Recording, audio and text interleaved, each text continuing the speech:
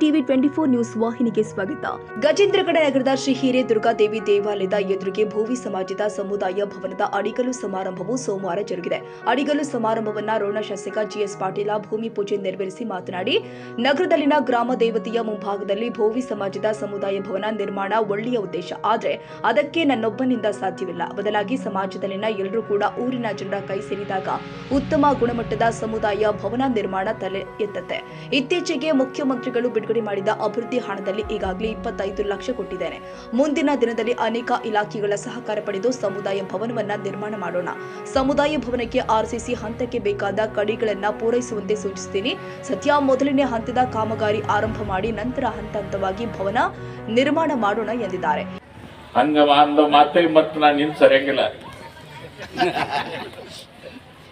ನಿಮ್ದು ಇರ್ಲಿ ನಮ್ದು ಇರ್ಲಿ ಅಂತೀವಿ. ಅದಕ್ಕೆ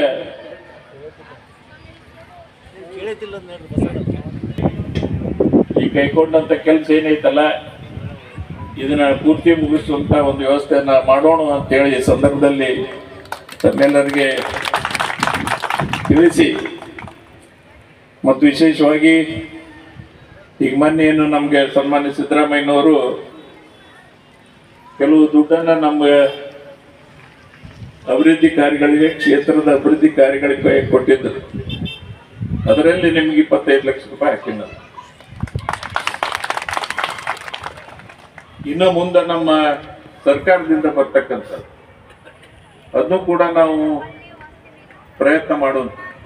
ಮೊನ್ನೆ ಸನ್ಮಾನ್ಯ ತಂಗಡಿಗೆ ಅವ್ರ ಜೊತೆನೂ ಕೂಡ ಚರ್ಚೆ ಮಾಡಿದ್ವಿ. ಇಲ್ಲ ನನಗೆ ಸ್ವಲ್ಪ ತೊಂದರೆ ಆಯ್ತು, ಪಾಪ ಸಮಾಜದವ್ರು ಎಲ್ಲ ರೀತಿಯಿಂದ ನಮ್ಮ ಜೊತೆ ಬಹಳಷ್ಟು ಒತ್ತಾಯ ಮಾಡಿದ್ರು. ಒಳ್ಳೆ ಸಮಾಜದ ಸಂಘಟನೆ ಐತಲ್ಲಿ, ಆದರೂ ಆ ಅವಕಾಶ ನನ್ನ ಹತ್ರ ಇಲ್ಲ. ಅದನ್ನ ಹೆಂಗಾರ ಮಾಡಿ ಕೊಟ್ಟಿದ್ದೆ ನಾನು. ಆದರೂ ಕೂಡ ನಾವು ಇಬ್ರು ಕೂಡಿ ಏನ್ ನಮ್ಮ ಸೋಷಿಯಲ್ ವೆಲ್ಫೇರ್ ಮಂತ್ರಿಗಳಿದ್ದಾರಲ್ಲ, ಅವ್ರ ಮಾದೇವಪ್ಪನವ್ರನ್ನ ಭೇಟಿಯಾಗಿ ಅವ್ರ ಕಡೆಯಿಂದನೂ ಕೂಡ ದುಡ್ಡು ತಗೊಳ್ಳೋಣ ಅನ್ನೋ ಮಾತನ್ನ ಹೇಳಿದ್ದಾರೆ. ಅದಕ್ಕೆ ಆ ವಿಚಾರವನ್ನು ಕೂಡ ಇಲ್ಲಿ ಪ್ರಸ್ತಾಪ ಮಾಡಿ ಇವತ್ತು ನೀವೇ ಇದನ್ನ ಎಲ್ಲ ಕಟ್ತೀರಿ. ಬಹುಶಃ ಇದನ್ನ 2 ಹಂತ ಕಟ್ತೀರಿ ಕಾಣಿಸುತ್ತೆ. ಮೊದಲೇದು ಕೊನೆ ಒಂದು ಮಾಡಿ ಒಂದು ಮಾಡ್ರಿ. ಈಗ ಒಂದೊಂದ್ ಕಡೆ ಏನ್ ಮಾಡ್ಯಾರ, ಪುರಾಣ 2 ಏನೇನ್ ಇರ್ತೈತಿ ಕೈ ಹಿಡಿತಾರ, ಅವ್ರನ್ನೆಲ್ಲ ತಗೊಂಡೇ ಚಾಲು ಮಾಡ್ತಾರ. ಅದನ್ನ ಮಾಡಕ್ ಹೋಗ್ಬೇಡ. ಈಗ ಎಲ್ಲಾರ್ದು ಮತ್ತ ಅರಕ್ಲಿ ನಿಂತ ಅನ್ನೋದು ಬೇಡ. ನಾವು ಈ ಕೆಲಸ ಕಾರ್ಯಗಳನ್ನು ಮಾಡ್ತೀರಿ ಅಂತೇಳಿ ನಾನು ನಂಬಿದ್ದೇನೆ. ಮತ್ತು ವಿಶೇಷವಾಗಿ ಬಹಳ ಗಟ್ಟಿಯಾದ ಆಶೀರ್ವಾದ ನೀವೆಲ್ಲ ಮಾಡಿದ್ದೀರಿ. ಅಂತ ಸಂದರ್ಭ ಬಂದಾಗ ನಾನು ನಿಮ್ಗೆ ಎಲ್ಲಿಂದ ದುಡ್ಡು ಹಾಕಿಕೊಡ್ತೀನಿ, ಏನಾದ್ರೆ ಹಾಕಿಕೊಡ್ತೀನಿ. ನೀವು ಅದನ್ನ ಮುಗಿಸೂನು. ಮತ್ತು ಇದೇ ಸಂದರ್ಭದಲ್ಲಿ ನೀವೇನು ಸ್ಲ್ಯಾಬ್ ಹಾಕ್ತಿರಲ್ಲ ಆ ಬಿಲ್ಡಿಂಗಿಗೆ, ಅದಕ್ಕೆ ಎಷ್ಟು ಕಡಿಬೇಕದನ್ನ ನಾವು ನಮ್ಮ ಇದರಿಂದ ಕಳಿಸ್ಕೊಡ್ತೀವಿ. ಅದಕ್ಕೆ ಹೀಗಾಗಿ ಇವತ್ತು ಈ ಕಾರ್ಯವನ್ನು ನೀವೆಲ್ಲ ಮಾಡಬೇಕನ್ನೋ ಮಾತು ಈ ಸಂದರ್ಭದಲ್ಲಿ ಹೇಳಿ, ಮತ್ತು ವಿಶೇಷವಾಗಿ ಇವತ್ತು ನಮ್ಮ ದುರ್ಗಪ್ಪ ಬೆಳ್ಳಟ್ಟಿ ಅವ್ರನ್ನ ನೆನೆಸ್ಕೋಬೇಕಾಗುತ್ತೆ. ಸಮಾಜದಲ್ಲಿ ಅವರು ಕೂಡ ಬಹಳ ಪ್ರತಿಷ್ಠಿತ ಒಬ್ಬ ವ್ಯಕ್ತಿ ಇದ್ರು. ದುಡಿಮೆಯಿಂದ ದೊಡ್ಡ ಗುತ್ತಿಗೆದಾರರು. ನಮ್ಮ ಬಸವರಾಜ್ ಬಂಕದವ್ರಕ್ಕಿಂತ ಬಹಳ ದೂರ ಇದ್ರು. ಯಾಕಂದ್ರೆ ಅವ್ರು ಇಲ್ಲೇ ಗಜೇಂದ್ರಗಡಕ್ಕೆ ಸೀಮಿತ ಅಲ್ಲ, ಅಂತ ಇಡೀ ಧಾರವಾಡ ಜಿಲ್ಲೆ ಹಳೆ ಜಿಲ್ಲಾದಾಗ ಅವನ್ನೆಲ್ಲ ಮಾಡ್ಕೊಂತ ಇರ್ತಕ್ಕಂಥ ಒಬ್ಬ ಧೀಮಂತ ವ್ಯಕ್ತಿತ್ವ, ಮತ್ತು ಸಮಾಜದ ಬಗ್ಗೆನೂ ಕೂಡ ಬಹಳ ಕಳಕಳಿ ಅಂತ ಇತ್ತು. ಇನ್ನು ಇದೇ ಸಂದರ್ಭದಲ್ಲಿ ವೀರಣ್ಣ ಶೆಟ್ಟರ್, ಎಚ್ಎಸ್ ಸೋಂಪುರ, ಶಿವರಾಜ್ ಗೋರ್ಪಡೆ, ರಾಜು ಸಾಂಗ್ಲಿಕರ್ ಮಾತನಾಡಿದರು. ಪ್ರಾಸ್ತಾವಿಕವಾಗಿ ಸಾಹಿತಿ ಎಫ್ಎಸ್ ಕರಿದುರಗಣ್ಣನವರ್ ಮಾತನಾಡಿದರು.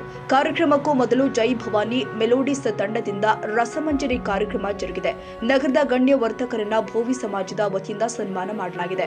ಇನ್ನು ಕಾರ್ಯಕ್ರಮದಲ್ಲಿ ಪುರಸಭೆ ಅಧ್ಯಕ್ಷ ಸುಭಾಷ್ ಮ್ಯಾಗೇರಿ, ಸ್ಥಾಯಿ ಸಮಿತಿ ಚೇರ್ಮನ್ ಮುದಿಯಪ್ಪ ಮೂತೋಳ, ಮಾರುತಿ ಕಲ್ಲೂಡರ್, ಬಸವರಾಜ್ ಬಂಕದ, ಸವಿತಾ ಬಿದರಳ್ಳಿ, ಲಕ್ಷ್ಮೀ ಮೂತೋಳ, ರಫೀಕ್ ತೋರಗಲ್, ಪುರಸಭೆ ವಿರೋಧ ಪಕ್ಷದ ನಾಯಕ ಮೂಕಪ್ಪ ನಿಡಗುಂದಿ, ಶರಣಪ್ಪ ಚುಳಗೇರಿ, ಯಲ್ಲಪ್ಪ ಬಂಕದ, ಸುರೇಂದ್ರ ರಾಯ್ಭಾಗಿ, ದುರ್ಗಪ್ಪ ಮೂತೋಳ, ತಾರಸಿಂಗ್ ರಾಠೋಡ್, ಬಸಪ್ಪ ಲಕ್ಕಲಕಟ್ಟಿ, ರಾಮಣ್ಣ ನಿಡಗುಂದಿ, ದುರ್ಗಪ್ಪ ನಿಡಗುಂದಿ, ಕುಬೇರಪ್ಪ ರಾಠೋಡ್, ದಾನು ರಾಠೋಡ್, ಅರ್ಜುನ ರಾಠೋಡ್, ತಿರುಪತಿ ಬಳುಟಗಿ, ಶಿವಪುತ್ರಪ್ಪ ಬಳುಟಗಿ, ದುರ್ಗಪ್ಪ ಕಲ್ಲೂಡರ್, ಶರಣಪ್ಪ ನರೇಗಲ್, ಎಸ್ಟಿ ಪೂಜಾರ್, ಟಿಎಚ್ ಬಂಕದ, ಸಿದ್ದರಾಮಪ್ಪ ವಡ್ಡರ್, ಮುಕುಂದ ಭಗವತಿ, ಹನುಮಂತ ನಿಡಗುಂದಿ, ಶಶಿಧರ ಪಾತ್ರೋಟಿ, ದುರ್ಗಪ್ಪ ನದ್ಯಾಳ್, ರವಿಚಂದ್ರ ನಿಡಗುಂದಿ ಸೇರಿದಂತೆ ಅನೇಕರು ಉಪಸ್ಥಿತರಿದ್ದರು.